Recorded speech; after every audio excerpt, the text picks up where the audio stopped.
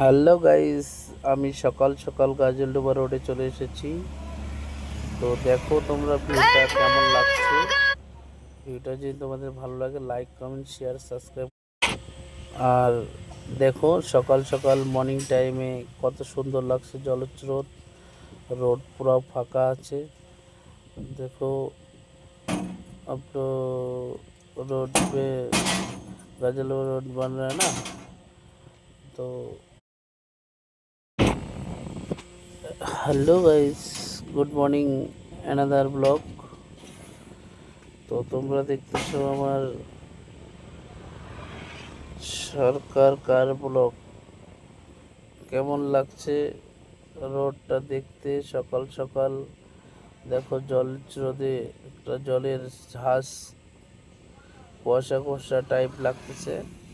দেখো গাইস।